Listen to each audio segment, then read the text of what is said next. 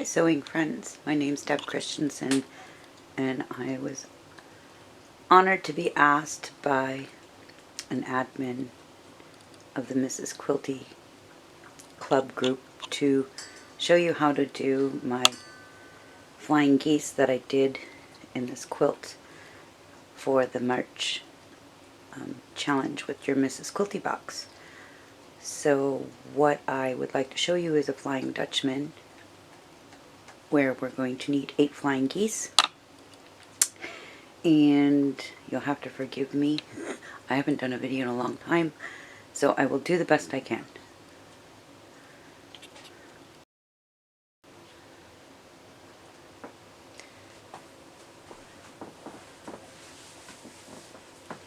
I think it's very important when you're making any quilt block that you be as good as you can be with every single step.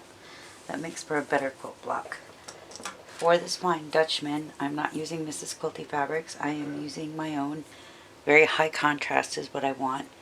White for the sky blocks or the background. And then for the Flying Dutchman, I'm using two different background colors. When you press your fabric, please press your fabric. Just pick it up, set it down, pick it up, set it down. If you do this, especially when it's wet, you're going to skew your fabric. Oops, I forgot to reach my mister. I use a mister. Please don't put starch in these, it will clog. It literally mists instead of spray, as I don't put water in my iron. After a while, even with distilled water, it will spit and sputter and stain your fabric, and you will be just fuming.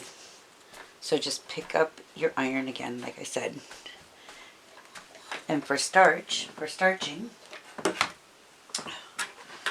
and it doesn't matter which side you starch, you just use a wee bit, lightly starch. However, when I'm doing bias or triangles, cutting on the diagonal of the grain of the fabric, I use a lot of starch. Then I flip it over, not to gunk up your iron, and then press on that side. Fabric does have a memory of where it was last cooled, so whenever possible, I won't do it so much for the video, but whenever possible, please let your pieces cool. Because if I pick up this fabric right now, like this, we're going to leave it there until the end of the video, and I'm going to show you what happens, okay? Cut your blocks. You need to cut your blocks. Let me make sure we're in the camera frame. Let's see. Okay, so we're doing 4-at-once flying geese. They are going to be a 3x6 finished block. A 3x6 finished block. And we focus. Focus. Okay, 3x6 finished block. It's 3.5 by 6.5 unfinished. Finished is when it is sewn into your quilt.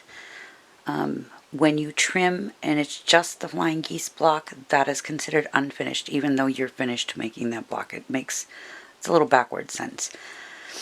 So what you need to do, please, is cut each of your goose fabrics at 7 5/8. If you're a beginner, you may want to cut for more trimming room at 7 3/4. I'm not sure if I'm in frame. I'm so sorry. Then for your background, we need 8 total blocks. I cut mine at 4 1/8. For more trimming room, cut them at 4 3/4. After you're done cutting, let's make sure this is all in frame here. I'm going to flip it over. You might be able to see better.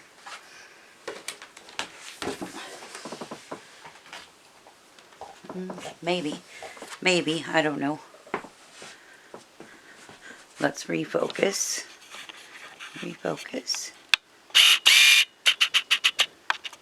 Okay.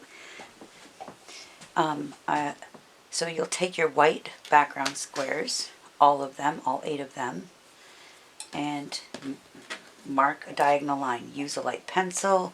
I used mine very darkly so you could see them. This will iron away, but let it be known, if it gets very cold, your quilt gets very cold in cold storage, those marks will come back. So don't let the grandkids or the kids get a hold of your pen to write secret messages. They can pass notes in school and their friends will go home and put them in the freezer and read the messages. It's kind of fun. Could be a cool trick to show the kids too. Anyway, so what you want to do to start with is take 2 of your squares and line them up like so.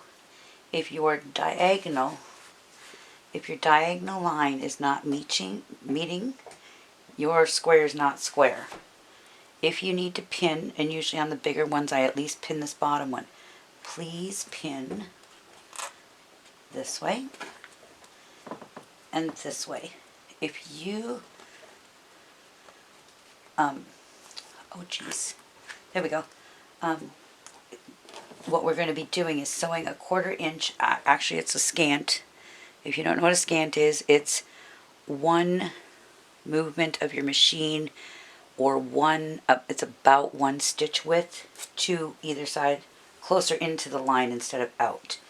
So this is how I do it. But there's a trick on the sewing machine I'd like to show you. So I'm going to adjust all the things again.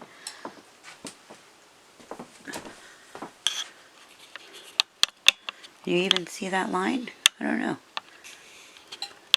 We zoom in. See the line? There we go. That diagonal line needs to line up. It will be your first hint if it's a little kittywampus, like let's say your tips lined up like that, you know your blocks aren't square. Double check.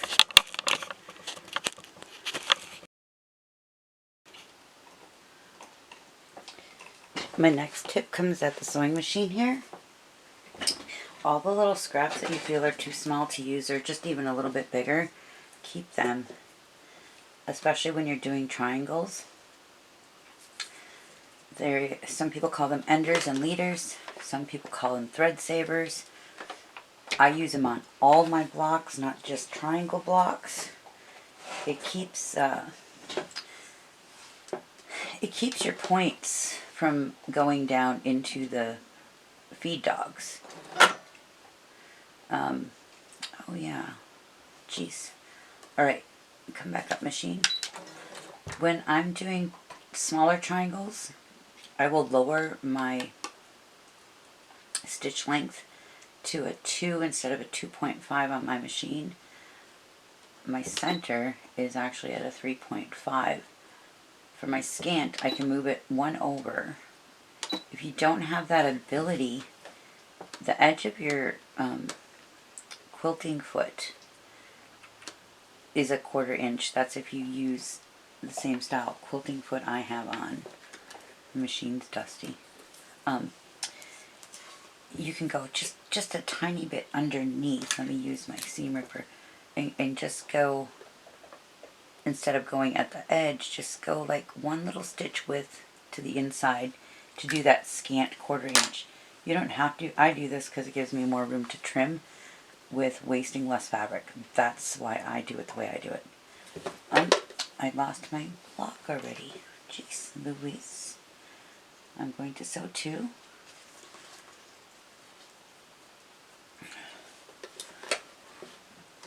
It'd be a little noisy here a second.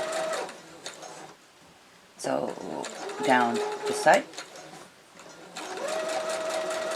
Again, best practices, your best straight stitch you can. Take your time.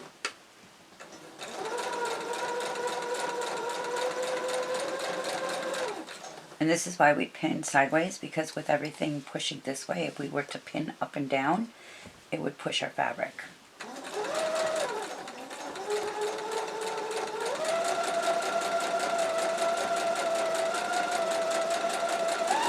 I don't like to go too fast on these. You can go faster. I'm reaching across the table. When you're done, flip this up. If you're doing the flip method and not the chain method, and normally I do a chain method, use another thread saver here, or a thread catcher. Put your needle down, it'll stick it into the fabric. It gives you something to grab onto. And then sew down the other side of your, thing. Blue, you're thirsty. I don't know if the camera's picking up the noise. My dog's taking a drink. His name is Blue. He's an Australian Shepherd. He is almost 3 years old, and he is a handful. But I love him to death.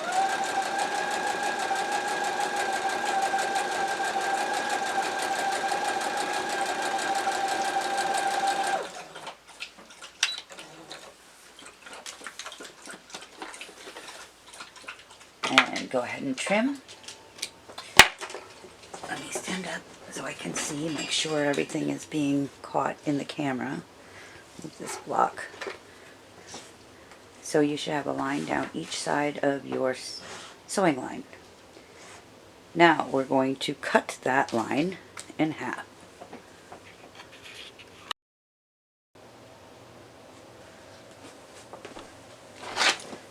Alright, so we were removing pins, cutting down the line.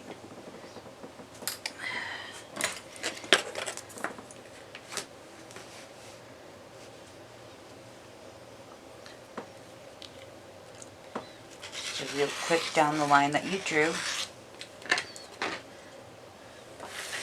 Then you'll have 2 triangles.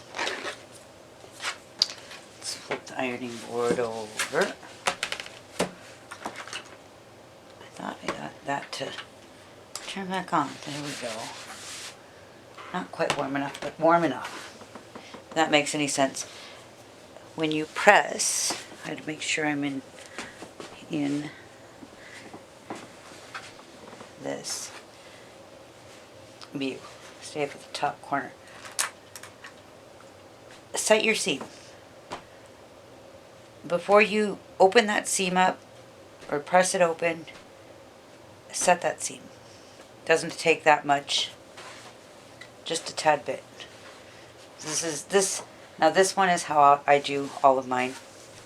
A press and a press. That's sets the stitches so they lay into your fabric. Now I want you to finger press open to start with. I don't want you pushing so hard that your thread should never show through your seams, ever. And that's one reason why I'm against opening up the seams on the back. It's a weaker quilt, but to each their own. Some applications need it, like when there's a super bulky seam. Give it a little press, a little squirt of water, no starch. You already have starch in here. Give it a little press, let that dry. What you end up with, oh, speaking of let it dry, we have our little buddy still standing over here. How much wrinkle is in it? I don't know if we can really see it on the camera too good. It's there. It's not. There is a bump in there. I guess a better example would be, you know, when you leave clothes in the dryer and you take them out the next day instead. That's probably the best example I guess I could give. Fabric doesn't always show it up on the camera. So we have this beautiful heart. I'm going to show you with the not so bright fabric. You might be able to see it better. Is that good? Yep. Okay. So then you take your next square and you're going to place it on top and you're going to sew down either side. I'm going to get up close and personal here. Let's see if we can get some focus, because there is a goal.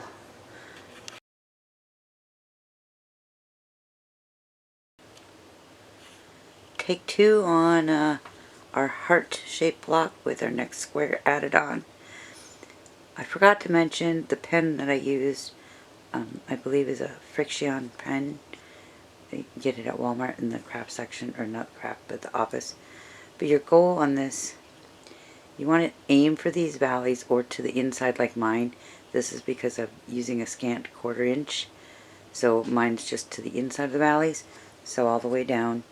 Now we're going to trim on that seam. And I'm going to remember to focus this time, the camera, after I get everything into frame here.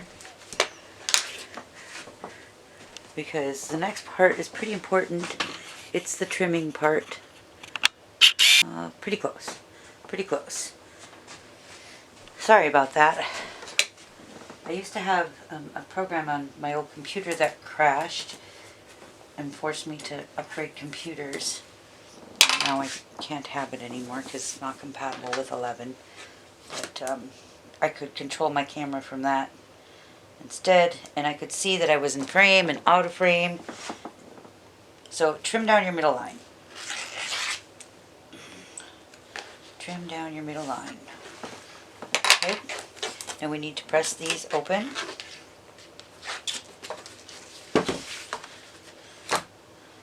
So far these are my scraps. Now we're gonna, is it warm? Yep. Set your seam. Set your seam. Double check I'm in focus because I switched color backgrounds. Pretty good. Pretty good. Set, set. Finger press. Finger press lightly. Press with your iron. Oh, I'm going to heat that one back up. A little bit of heat helps a lot. Hold it there. Set your iron down. Now that's pretty flat, but it's not flat enough. It still has give into it. Dog hair. Give it a little steam or a little mist of water. Flatten that bad boy out. Alright, now I have some nice flat blocks that we can trim up. The goal here is where I think I forgot. Maybe, I don't know. The goal here, refocus a second. Okay, so between your goose point and the top and the very top of your sky block there, you want 1/4 inch. It should measure 1/4 inch. And when you put a ruler on it, like this one, let's see if we can get this into camera. A little bit of focus. Little bit of focus in my life. Okay. See how there's plenty of room to trim off of there? That's what we're going to be trimming. Your point. Alright, let's put this back down here. First let's flip. I will refocus so we can get the camera in here. Trimming. I don't trim much with the old-fashioned rulers. Blue Relax. I use Flying Geese trim tools now. And I like them much better. There's 3 that I know of. Eleanor Burns has had some out for a long time. Deb Tucker. And the one I use is the Ultimate Flying Geese from Creative Grids. I don't have to sit and think about the numbers on my ruler. All the measurements are there and it's non-skid and it works. But for this instance, which block am I working on? Blue, if you knock the camera over, so help me. Okay, I can come down a tad bit. Work there. Does that look good? Pretty good. Okay. So I want to use this one. That one's kind of crappy. Not gonna lie, I'm not always perfect. This mark needs to be at the 3 1/4 inch mark on your ruler. Not using this ruler either. I need to use the big ruler. So 3 1/4. 3 1/4 goes there. We should be over 6.5 inches long because we're going to be in a little bit there. Oh, I'm just to the edge, right there. This line is going to the 1/4 inch line along the top. And I'm going to turn this so I can trim better and not be in your way.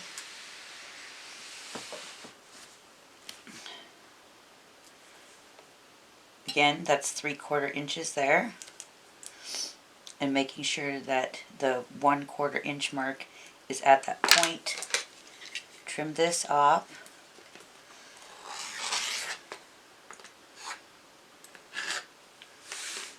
My scraps from that one. Trim this side off.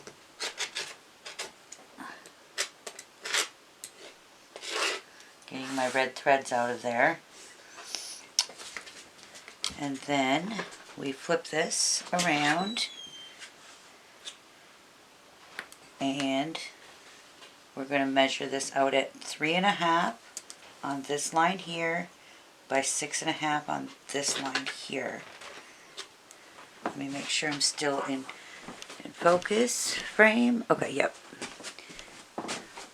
Scoot it in just a tad bit. Okay, so 6.5 here, 6.5 here, 3.5 here. Nice and square. And this is why I don't use these anymore. Like I said, I don't care to think about the thing, but it is very possible with a little bit of time. You can put glow tape on, you could put little tapes on to so you know where your marks are. There's a lot of little things you could do with the ruler. That's hence the tape. This tape has been on here for years and years. These are really common measurements I use on both of my rulers. I have one going this way and I have one going that way. I use them all the time. Okay, so now to put your geese blocks together, I decided this is how I want mine, and there's a goal. There's a goal. When you put your geese blocks together, we need to make 4 pairs of these. The biggest goal with this is up close and personal again. A little bit of focus. Do you see that X?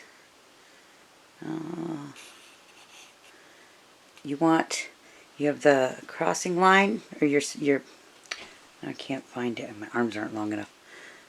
Okay, you want your stitching line to go through your previous line to cross that X. That's the biggest goal. That way when you press it open, I always press to the flat side. Let's go back to the table and we'll press it.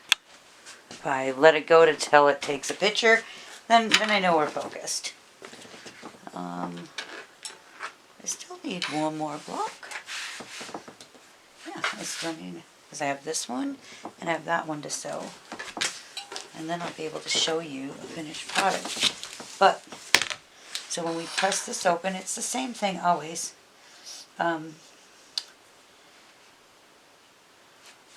I press with my middle going upward, set the seam. I didn't even look. We should be focused. Good enough. Okay, set the seam. And then press this down a little bit.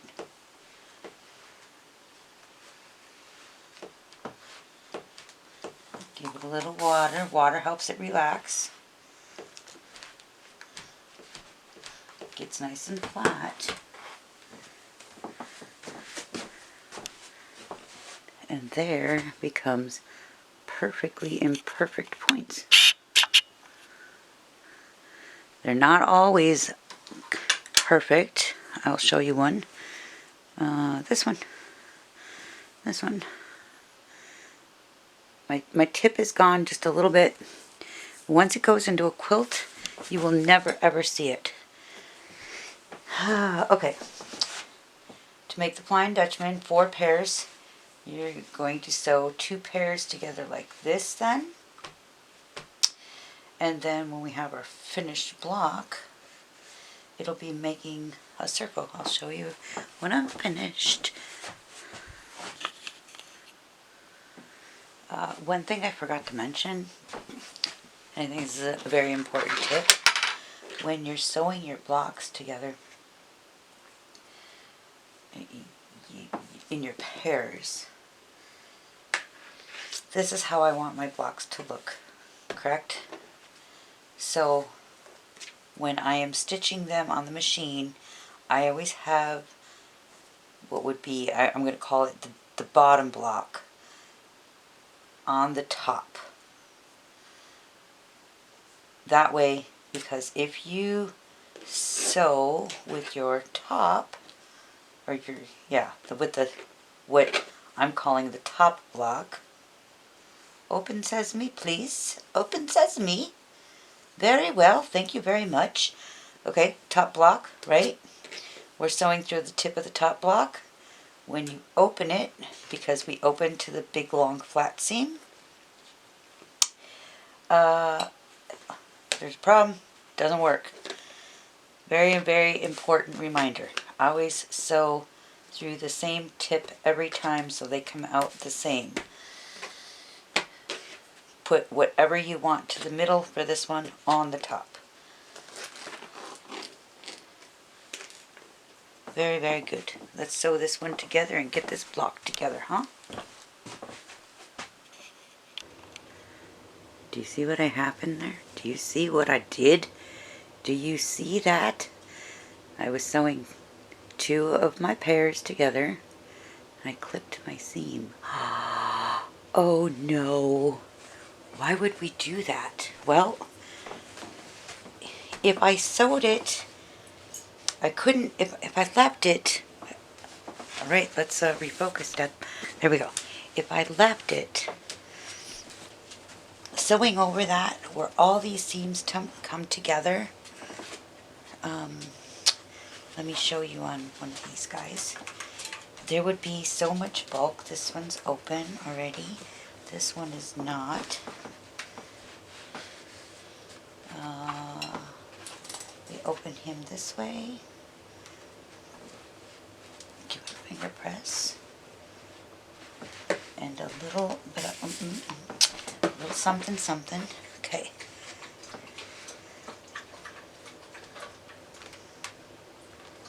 Oh, that's why. Because I did this one wrong. I didn't follow the rules. I didn't follow the rules.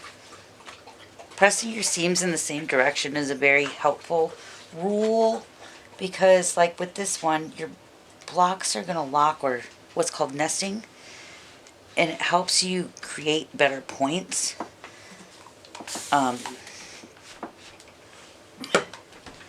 But would it be better to do that? You could. Here's the problem. If you sew it so this is down, when you're sewing on your sewing machine to do the free motion quilting, or it goes to the long armor, this bulk is going to cause issues. So it's better to do this, or you could do it this way and sew it down, but then you're going to clip here. I'm going to clip, I choose to clip, only clip to the seam just before your stitches, just a tad bit before them stitches. You do not want to go through your stitches or you're going to cry, and nobody likes to cry. Let's see if I can get this into focus here a little bit. And let's see, just before the stitches, not through. And that way when I sew over it, I can aim to go through the X. Through the X. I can't see it. Here's the biggest thing though. You can fudge that. When if you're sewing slowly, let's say that 10 times fast, when you get to that point, when you get to these points, you can slow down, and you can, as you're coming up, you'll see if that's going under your needle, you can fudge it a little bit one way or the other. Okay, so we're going to do that, and we're going to do this, and this is what a block is going to look like, and it's going to be beautiful, and it's going to be big and beautiful. It's going to be big and beautiful. That's how I want you to sew your blocks together. So 2 pairs, like so. Iron seams all the same way. Back in a minute.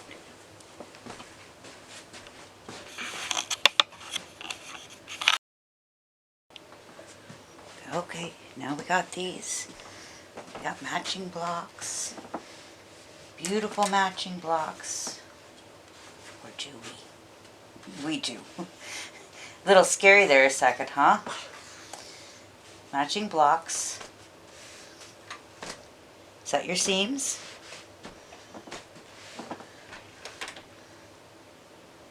And you press them open. Ooh, looking pretty. Looking so pretty. This is the exciting part when you're getting close to being done. Okay, if this happens, don't freak out. Alright, can you see that? How big that is? It's okay, it's in your seam allowance. See this? It's smaller. They're both different. It's okay. It's okay. Now this is what I meant by locking seams. Let's get these pressed down. This is why it's important to press really well. I press between every step, every single step. Get those seams nice and flat. Some say iron them into submission. I don't know. Just get them nice and flat. Let them cool. Now, is that right? No. Flip it around, because I was playing with it. So this seam is going this way.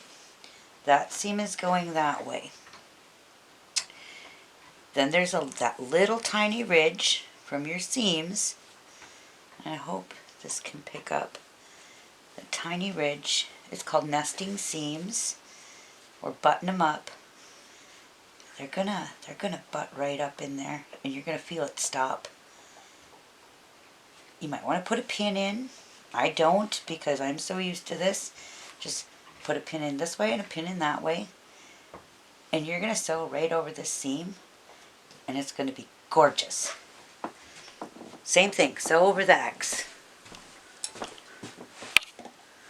But wait!